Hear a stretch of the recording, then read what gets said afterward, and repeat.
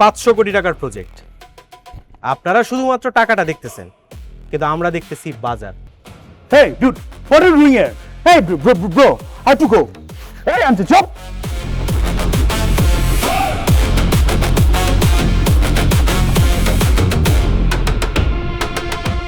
Sniper laser? Look 1,25,00,000।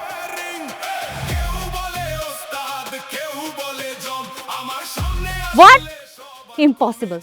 এই দেখো তো, তোমার ফোনে বোধহয় ডিস্টার্ব হয়েছে। রিস্টার্ট দাও, রিস্টার্ট দিয়ে আবার স্ক্যান করো। আসলে তো এটা তো ওইবার পারে না। ও যেমন আছে ওকে তেমনই থাকতে দাও, আর আমি যা করছি সব বুঝে শুনেই করছি। সময় হোক, দেখবে ছেলেটা নিজেই আমাদের সব প্রশ্নের উত্তর দিয়ে দেবে। এই তুই, হাউ ডিয়ার ইউ, তোর এত বড় কলিজার পাটা আমার অফিসে ঢুকে টেবিলের উপরে পা দিয়ে বসে আছিস? নাম নাম এই চুপ! একদম জিব্রা টাইনা সিরা ফালাম। এ তুই কাল লগে চিল্লায় কথা কস? হ্যাঁ, আপনি ভাই, ভাই আমার এখানে আটকে রাখছেন কেন ভাই? আমার অপরাধটা কি ভাই? আমার চাইনা দেন না।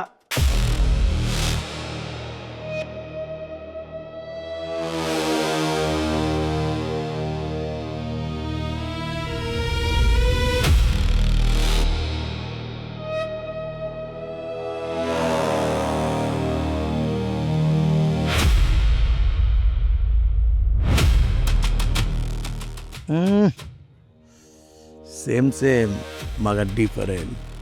কয় মাস? বিরক্ত করছেন কেন? আমার হাত ছাড়েন। বিরক্ত করবো কেনা? আপনার আমার লাগে লোন না, এর ভিতরে 1,00,000 লাগাইতেছেন, কষ্ট হবো না আপনার?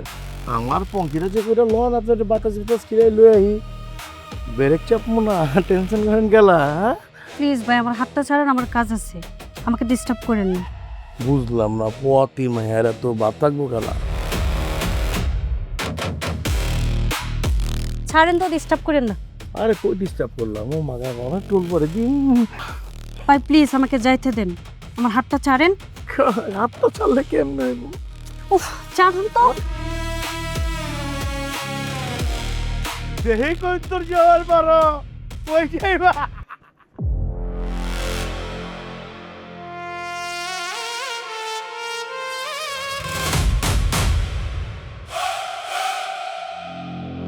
কই যায়?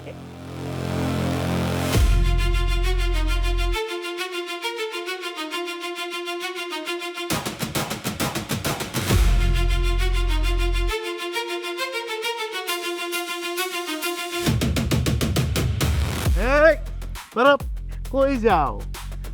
আমি কইছিল কি ওমা ও ও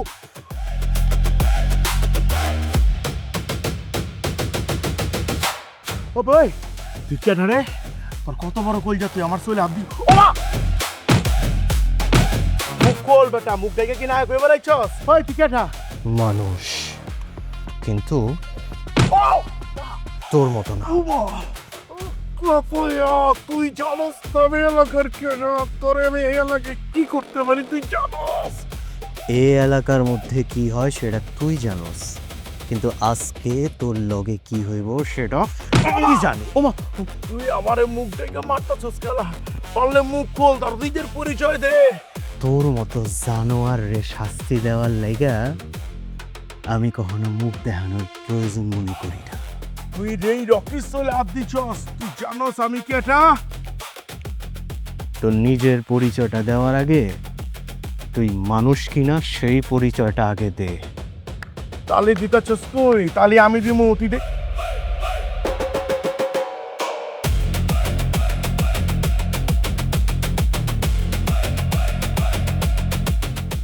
ভাই আমি কি করছি ভাই?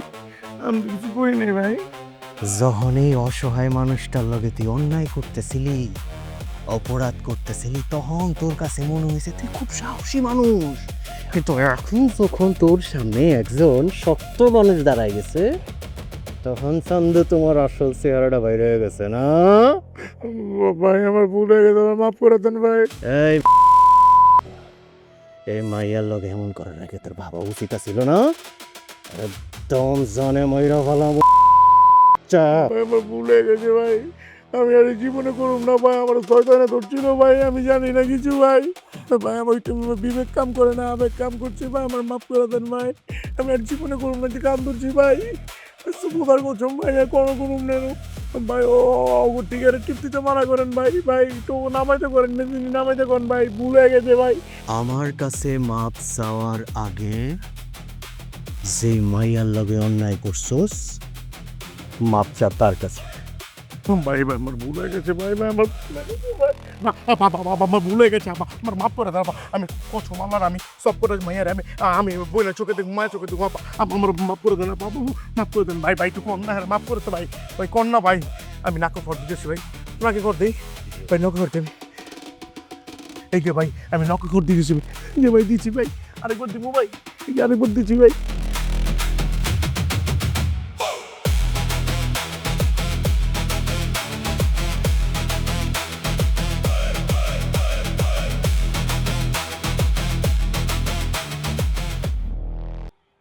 ভাই আমাকে সাহায্য করার জন্য ধন্যবাদ আপনাকে।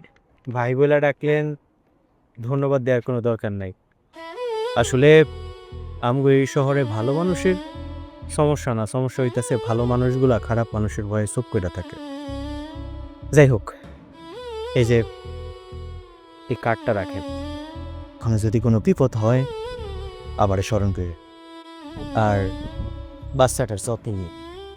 আচ্ছা ভাই, সালাম আলাইকুম। ওয়ালাইকুম আসসালাম।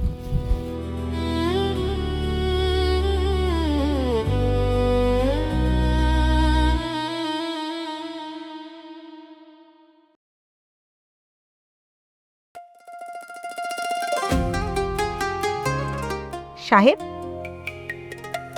জি ম্যাডাম। এখানে একা একা দাঁড়িয়ে কি ভাবছো? আশেপাশের মানুষ গড়ে বোঝার চেষ্টা করতেছি ম্যাডাম। মানুষ কি আসলেই বোঝা যায়? তা জানি না, তো এই শহরটা খুব অদ্ভুত ম্যাডাম। মানুষ ইট পাথর দিয়া বাড়ি বানায়, সেই সাথে নিজের মনটারে ইট পাথর দিয়া বাইদা ফেলায়। সবাই নিজের প্রয়োজনটা বোঝে, নিজের সুবিধাটা বোঝে, কিন্তু পাশের মানুষের কষ্টটা বোঝার সময় কারো নাই। সবাই কি এমন? না, সবাই এরকম না, তবে ভালো মানুষের সংখ্যাটা কমে গেলে খারাপ মানুষগুলাই বেশি চোখে পড়ে ম্যাডাম। এই শহরের সবচেয়ে কষ্টের বিষয়টা কি জানেন? আপনার যতক্ষণ পর্যন্ত প্রয়োজন, মানুষ আপনারে ঠিক ততক্ষণ পর্যন্তই মনে রাখে, প্রয়োজন শেষ তো সম্পর্কও শেষ। তোমার সাথে কি এমন কিছু হয়েছে?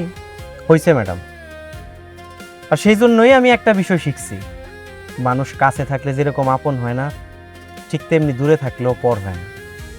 তবে একটা কথা ম্যাডাম, আমি জানি এই বিয়াটা আপনার ইচ্ছার বিরুদ্ধে হইতেছে, আপনার হাতে এখনো সময় আছে। আপনার কাছে যদি মনে হয় যে এই বিয়াটা আপনি করতে চান না, দয়া করে আপনি আমার একটাবার বলবেন, আমি স্যারের কাছে যে কমু আমগো বিয়াটা যেন না হয়। কারণ কাউরে পাওয়ার জন্য জোর করে তার ইচ্ছাটারে মাইরা ফেলতে হয় না। তুমি এই বিয়েটা করতে চাও না? আমি তো বিয়েটা করতে চাই ম্যাডাম, কিন্তু আপনার ইচ্ছাটা আমার কাছে সবচেয়ে বেশি গুরুত্বপূর্ণ।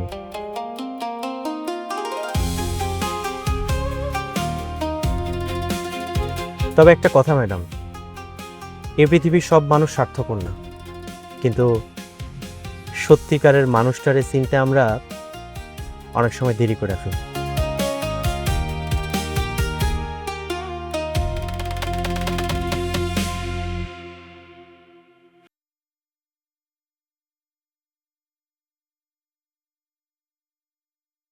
হ্যালো সাহেব, আমি প্রজেক্ট অফিস থেকে বের হয়েছি, তোমার তেল নেওয়া শেষ হলে এখানে চলে এসো, আমি সামনেই আছি।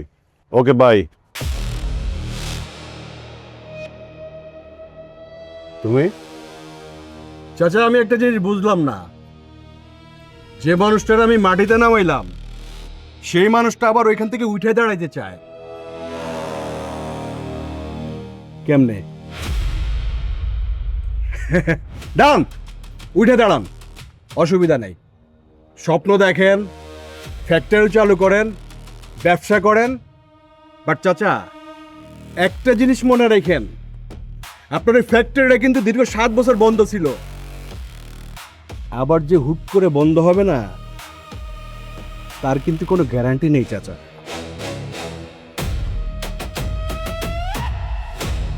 তুমি কি আমাকে হুমকি দিচ্ছ? আরে না না চাচা, আপনারা হুমকি দেবো কেন? আপনাকে জাস্ট একটা ব্যাপার আগাম খবর দিতে আসছি। শোনো, হাজি করিম খবর শুনে চলার লোক না, হাজি করিম নিজেই খবর তৈরি করে। Got it?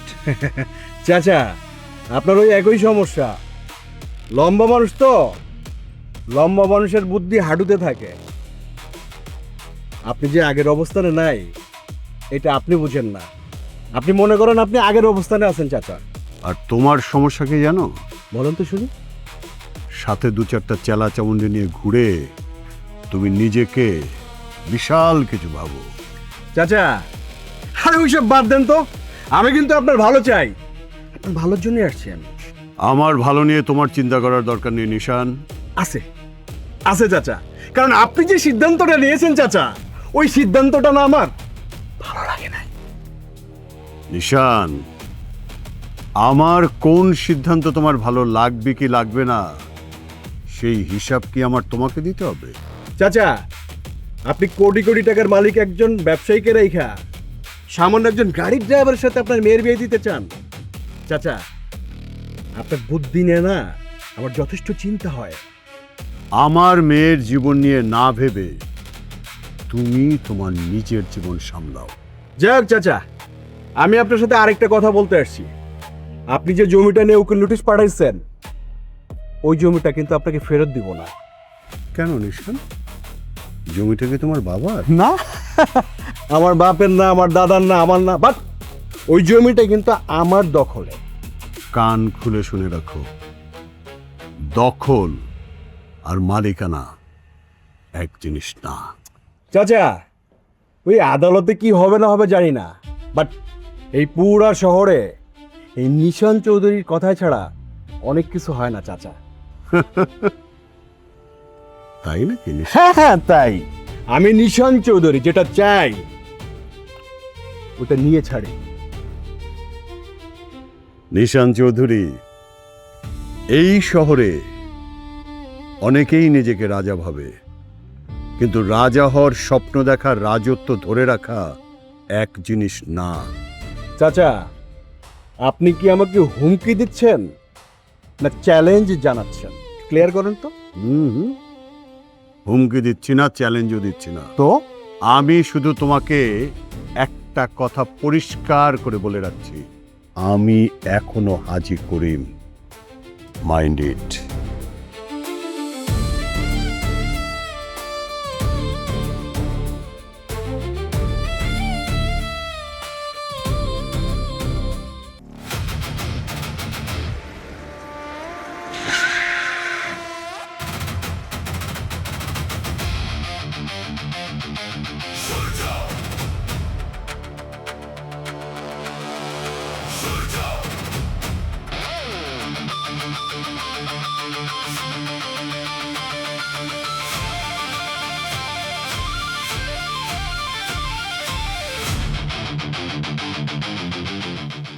এই এই কোথায় যাচ্ছেন? বস বিজি আছেন।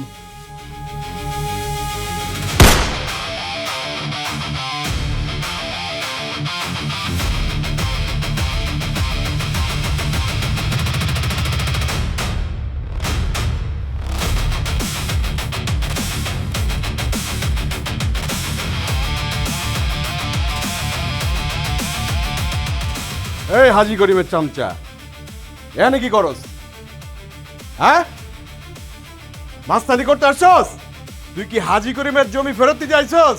ওই জমি আমার, পেপারস আমার, পাওয়ার আমার, তোর ওই জমি আমি ফেরত দিব না। তুই আমারটা ভালো ফিরতে পারবি না। নিশান, তোর নিশানা খুব দুর্বল। তোর শুধু একটা কথা বলা দরকার ছিল। কি? হ্যাঁ বলার দরকার ছিল তোর। তুই যদি আজকে হ্যাঁ বলতি, আজকের দিনটা তোর জন্য খুব একটা খারাপ হইতো না। এই, আর না বললে? না বলার একটা দাম আছে। আর সেই দাম দেওয়ার ক্ষমতা তোর নাই। তুই কি আমার হুমকি দিতেছস?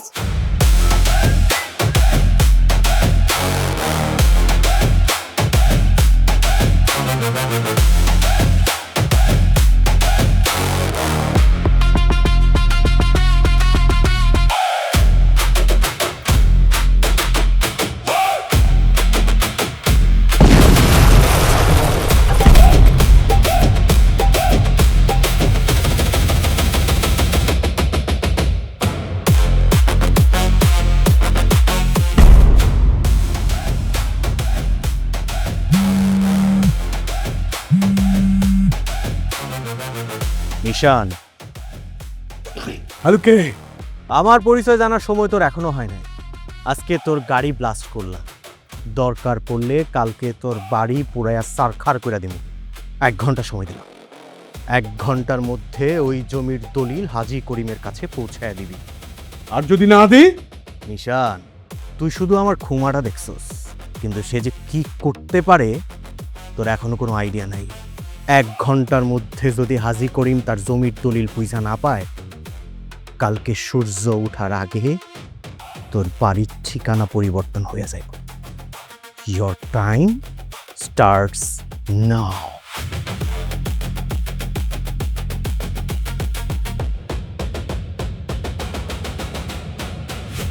কেমতে আমি তো মিলে বাড়ি পারতাছি না। আচ্ছা ছোট গিন্নি, তুমি আমার কও দিহি, তুমি কেমতে রাজি হইলা? কি হয়েছে দুলা ভাই? তুমি এত সুন্দরী একটা মাইয়া, শিক্ষিত একটা মাইয়া, ঢাকা শহরে বড় হইছো, ঢাকা শহরে পড়ালেখা করছো, স্মার্ট একটা মাইয়া, তুমি কেমতে তুমি রাজি হইলা ওই ড্রাইভারের লগে বিয়া বহনের লেগে? ও দিয়ে আমারে আমি বুঝবার পারতাছি না ড্যাডির মাথায় কি চলতেছে।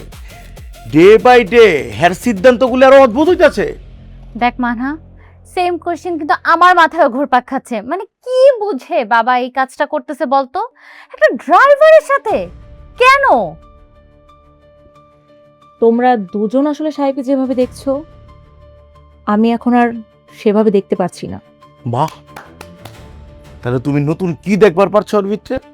জানি না, কিন্তু একটা কথা সত্যি, সাহেব রহস্যময়। রহস্যময়? হ্যাঁ, একটা সাধারণ ড্রাইভারের জীবনযাপন কখনোই এতটা অসাধারণ হতে পারে না। বুঝবার পারতাছি না, মানে কি? আমি জানি না আসলে সাহেবকে, ও কেন এখানে আসছে, কিন্তু যতবারই ওকে আমি বুঝতে গিয়েছি ততবারই আমি অবাক হয়েছি। ও আসলে আমার ধারণার থেকে অনেক বড় কিছু। এর লেগে তোমার বিয়া করতে হইব? দুলা ভাই, আমি তো সেটা বলিনি। তুমি যত কিছুই কও ছোট গিন্নি, তোমার বাপের সিদ্ধান্ত, মানে ড্যাডির সিদ্ধান্ত আমি কোনোভাবেই মানবার পারতাছি না। একটা ড্রাইভার রে জামাই বানাইবো আর তুমি খিচখায় বলে থাকবা? আমি চুপ করে আছি বলেই যে সবকিছু মেনে নিয়েছি এমনটা নয় দুলাভাই। মানহা, তাহলে তুই কেন বাবার মুখের উপর না করে দিচ্ছিস না? কারণ সব সিদ্ধান্ত বাবাদের মুখের উপরে জানাতে হয় না, এটা জানো না তুমি? অ্যাকচুয়ালি ড্যাডি, এই রকি, একদম চুপ। সব শুনেছি আমি, সব। তানহার মা,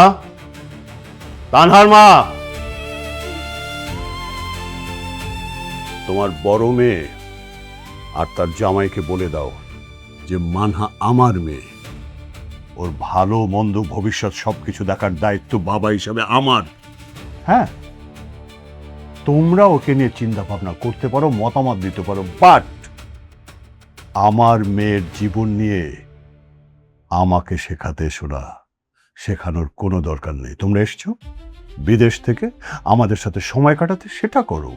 সাহেবকে নিয়ে তোমাদের যদি কোনো ধরনের কোনো সন্দেহ থেকে থাকে, সেটা একেবারেই তোমাদের ব্যক্তিগত বিষয়। আর আমার বিষয় হচ্ছে আমি সাহেবকে পছন্দ করি, সাহেব ভালো ছেলে, সো মানহাকে আমি সাহেবের সাথে বিয়ে দেব।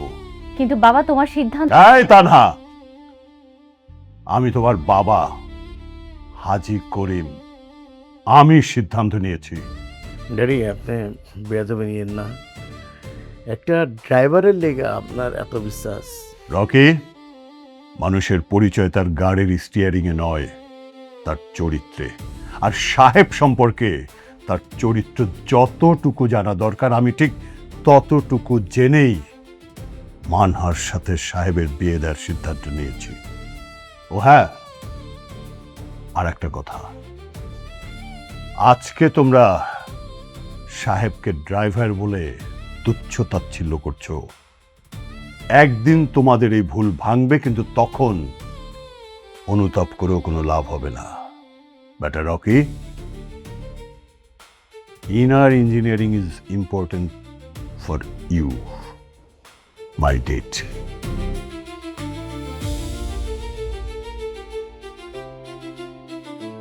আচ্ছা, তোরা তো সেই ছোটবেলা থেকেই জানিস যে তোর বাবা কোনো সিদ্ধান্ত নিলে সেখান থেকে এক চুলোর সে নড়চড় হয় না। তাহলে তোরা কেন এই ব্যাপারটা নিয়ে এভাবে আলোচনা করতে গেলি? একটাবার আমার সাথে কথা বলতে পারতি। আচ্ছা যাই হোক, বাবা রকি, তুমি তোমার শ্বশুর আব্বার কথায় আবার মন খারাপ করো না। তুমি তো জানোই লোকটা একটু এরকমই।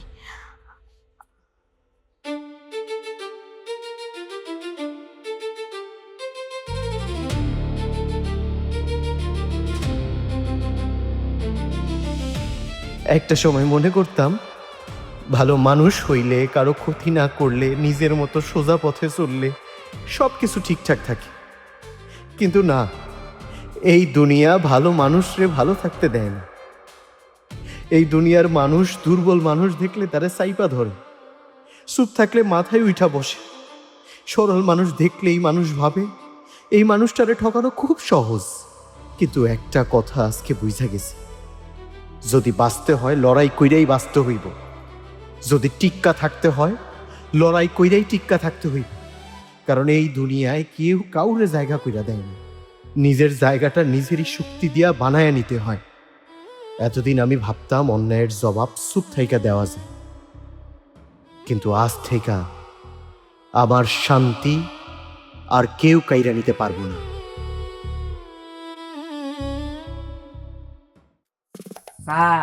আজকে কিন্তু বাসায় মিষ্টি বন্যা বয়া দেব। সেটা তো দেখতেই পাচ্ছি।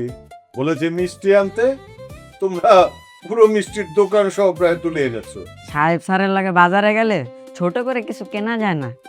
স্যারকে বলছিলাম 1 কেজি মিষ্টি নে, স্যার বলে কি 1 কেজি মিষ্টি খাবি না গন্ধ শুকবি। কিন্তু এত মিষ্টি কেন? ম্যাডাম, আজকে একটা বিশেষ দিন। বিশেষ দিন? আজকে কি বাবা?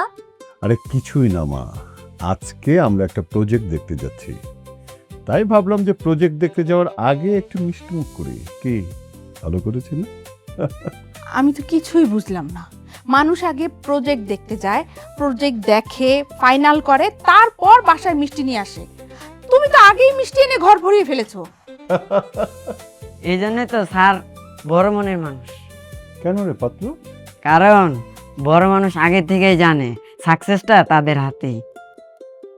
তাই পাতলো, বড় মানুষের দোহাই দিয়া নিচে আবার বেশি বড় সাজিস না।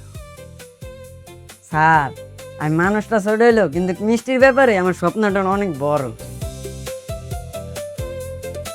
কি ব্যাপার, এত মিষ্টি কি উপলক্ষে? ম্যাডাম, আমরা যে প্রজেক্টটা করতে যেতেছি সেটাতে তো আমরা সাকসেস হবো, সেটার আগাম আনন্দ করতেছি। আগাম আনন্দ মানে? হ্যাঁ, ভেরি সিম্পল। আমার কাছে মনে হয়েছে যে প্রজেক্টটা ভালো হবে এবং আমার বিশ্বাস এই প্রজেক্টটা আমরা পাবই। ওই বিশ্বাস থেকে একটু মিষ্টি আনা কি ভালো করেছিল? বাবা, বিশ্বাস আর আত্মবিশ্বাসের মধ্যে কিন্তু পার্থক্য আছে। মামনি, আমি দুটো নিয়েই বসে আছি।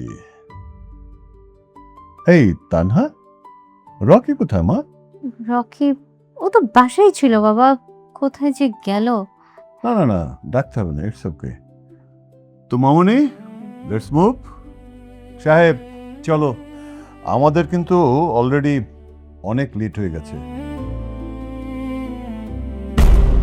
বাবা, কি হয়েছে তোমার? বাবা কি হয়েছে তোমার? বাবা কি? কি হয়েছে? বাবা, হ্যাঁ? এনি প্রবলেম বাবা? খারাপ লাগছে? অ্যাম্বুলেন্স ডাকবো? না না না, কেমন লাগছে তোমার? আরে না, কিচ্ছু হয়নি আমার। দেখি মা, একটু পানি খাও না। বাবা একটু পানিটা খাও। আচ্ছা সাহেব, একটা অ্যাম্বুলেন্স ডাকো না। তানহা মা, বাবা বললাম তো অ্যাম্বুলেন্স লাগবে না, আমি ভালো আছি। তুমি আজকে কোথাও যাবে না। আমি না এত বছর ধরে তোমার সংসার করছি, তোমার চেহারা দেখলে আমি বুঝতে পারি কখন তুমি ভালো থাকো আর কখন তুমি ভালো থাকার অভিনয় করো। সো আজকে তুমি কোথাও যেতে পারবে না। তোমার প্রজেক্ট যদি এত ইম্পর্ট্যান্ট হয়ে থাকে তাহলে মানহা যাবে আর সাহেব যাবে। স্যার, আপনি আমার উপর ভরসা করতে পারেন স্যার। হ্যাঁ, তোমার উপরে আমার সেই ভরসা আছে সাহেব। মানহা, তাহলে তুমি যাও সাহেবকে নিয়ে। বেস্ট অফ লাক মা। বাবার কিছু হয়নি বললাম তো, আই এম ফাইন, একদম ঠিক আছে। যাও মা, প্লিজ। বাবা টেক কেয়ার।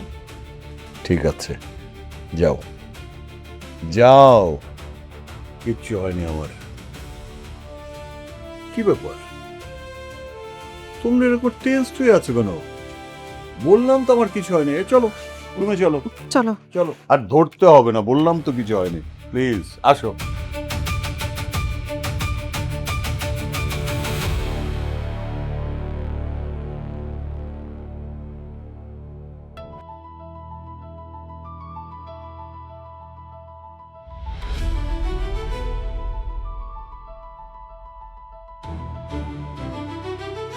হায় হায় ভাইয়া, অনেক বড় ভুল করে ফেলেছি, আমার মাফ করে দেন। আপনার জামাটা নষ্ট হয়ে গেল গো ভাই। আগে তোমার একটা কথা ঠিক করতে হইব। কি কথা ভাই? তুমি আমার দোস্ত করে ডাকো। আচ্ছা দোস্ত। আরে দোস্ত, তুমি এত ভয় পাইতেছো কি লিগা? আরে আমার শার্টের মধ্যে সামান্য কফির দাগই তো পড়ছে, ভূমিকম্প তো আর হয় নাই। সেই জন্য কি তোমার মুখের থেকে হাসিটা তুমি সরাই ফেলাইবা? শোনো, জীবনে যত কিছু হোক না কি লিগা, মুখের থেকে কোনো সময় হাসি সরাইবা না, বুঝছো? তোমার হাসির দাম হইতাছে কোটি টাকা, কোটি টাকার জিনিস হারাইতে নাই। তুমি সত্যি রাগ করে নাই তো দোস্ত? আরে তুমি আমার দোস্ত কইছো না, দোস্ত কি দোস্ত লাগে রাগ করতে পারে নাকি? আমি একদম রাগ করি নাই। আঙ্কেলে যাই।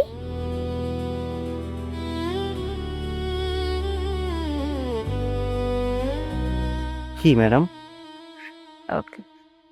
না কিছু না। তাহলে আমার দিকে এভাবে তাকায় আছে যে? তোমাকে যতই দেখছি ততই অবাক হচ্ছি। এতদিন তোমাকে নিয়ে আমার যে ধারণাগুলো ছিল সবগুলোই হয়তো ভুল। একটা বাচ্চার মুখের হাসির জন্য যে নিজের জামা নষ্ট হয়ে যাওয়ার কথা ভুলে যেতে পারে, এমন মানুষ আমি খুব কমই দেখেছি। ম্যাডাম, আসলে ভালো মানুষ হওয়ার জন্য বেশি কিছু করতে হয় না, শুধু কারো মুখের হাসিটা নষ্ট না করে দিলেই হলে। চলেন ম্যাডাম।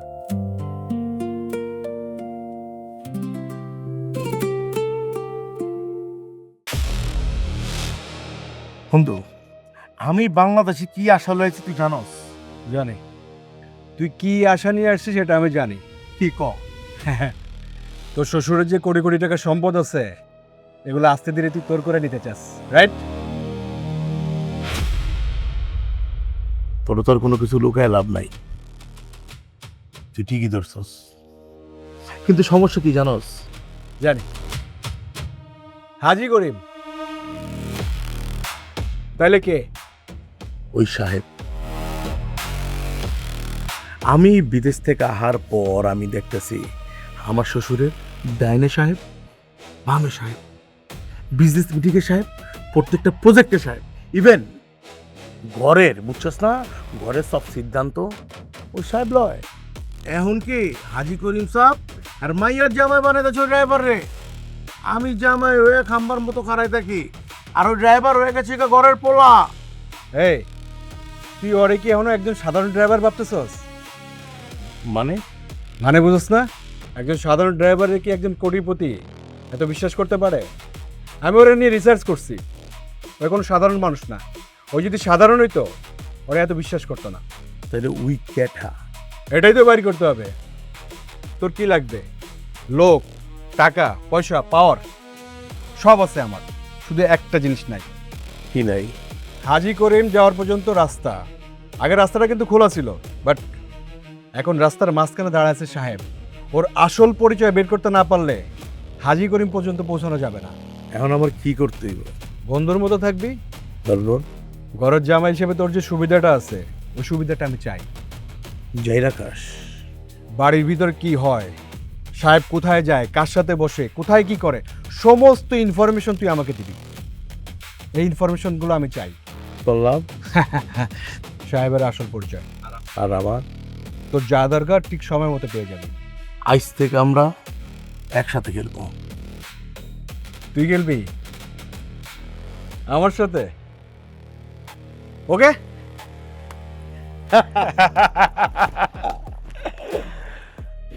তুই ভাবতেছস খেলাটা তোর, অথচ তুই নিজেই জানোস না তুই সামান্য একটা দাবার চাল।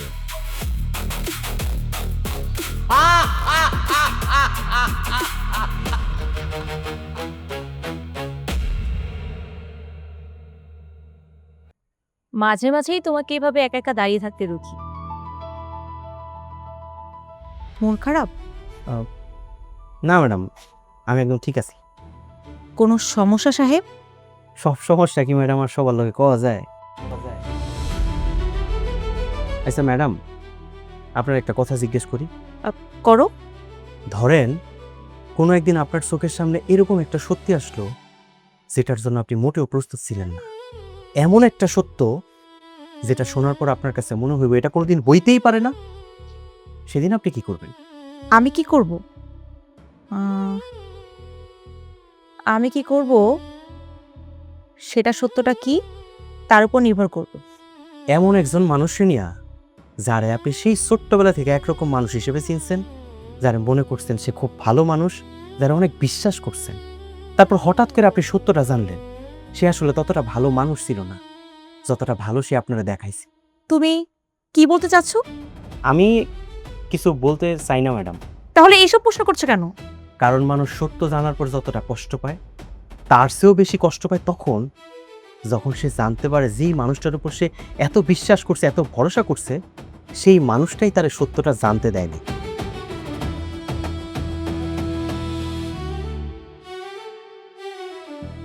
সাহেব,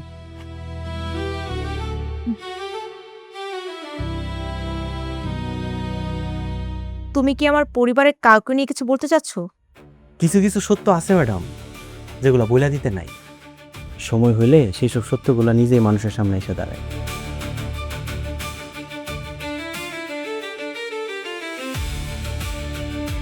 হঠাৎ করে এইসব কথা কেন বলল? কার কথা বলছিল? আর কোন সত্যটা আমি এখনো জানি না। আমি কিছুই বুঝতে পারছি না। আমরা 1.5 দিনের সফর দিয়ে আইলাম হইতেছে বাংলাদেশে এই গরমের ভিতরে। আইছি হ্যাঁ তোমার বাপ মারে সারপ্রাইজ দেওয়ার লিগা, এত এনে নিজের সারপ্রাইজ হয়ে গেছি। তোমার বাপ মায় তুই 2 টাকা ড্রাইভার চলে চলে কিচ্ছুই বোঝে না। আস্তে কথা বলো, তুমি কি পাগল? সবাই তো শুনে ফেলবে। তখন লোক আমার কি, আমি কি মিছা কইতাছি? সব তো আচা কইতাছি। আমি মানতাছি ওই পলায় 2 টাকা আমি সাহায্য করছে, বাঘের লেগে আমি কিছু করিনি।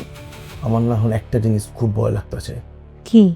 একটা সময় দেখবা তোমার বাপের যে সয় সম্পদ আছে সব ওই পলার হাতে, আর আমরা দাঁড়ায় আঙ্গুল চুষবো।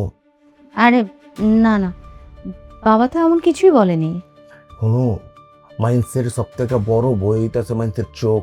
তোমার বাপের চোখের বিটটা আমি এটা দেখছি, আর সব কথা মুখে কয় না, বুঝে লইতে হয়। আর তুমি আইছো খেলা এই গরমের ভিতরে বাংলাদেশে আইছো খেলা, তোমার বাপের সম্পত্তি একটা অংশ পাওয়ানোর লেগে তো বুঝিবে না।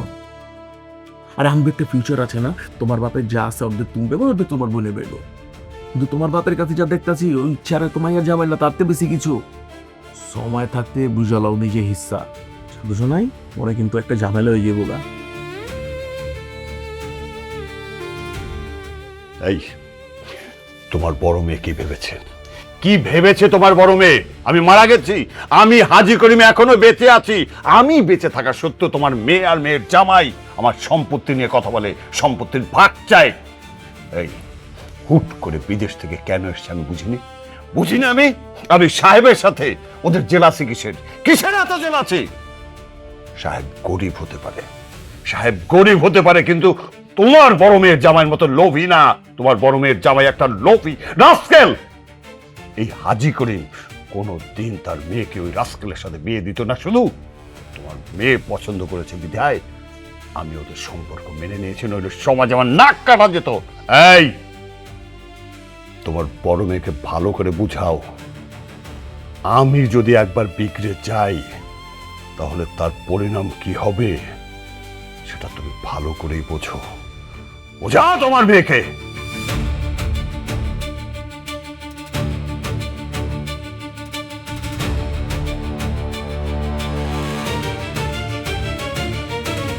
স্যার আমাকে ডেকেছিলেন?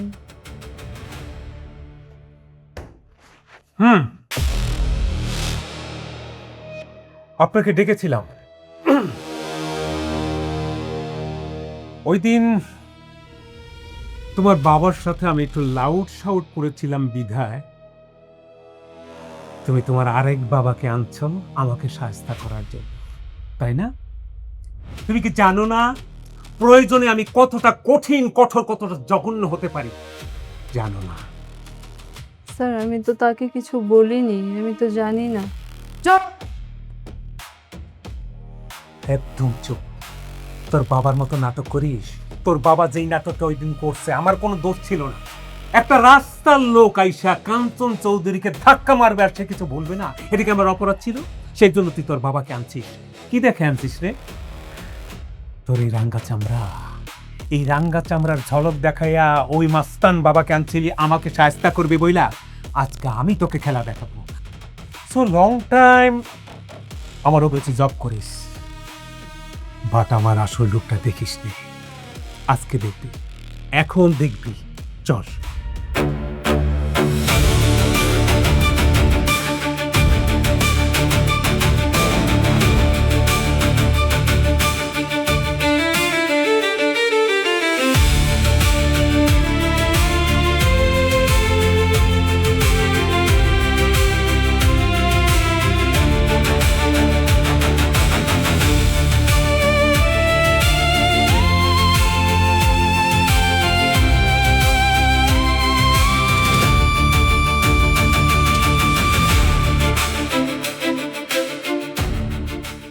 বাবা, হ্যাঁ? মা, কি হয়েছে? তোমরা টেলিভিশন দেখেছো? কেন হঠাৎ টেলিভিশন দেখার প্রসঙ্গ আসলো কেন? আহা, দেখেছো কিনা বলো। না তো।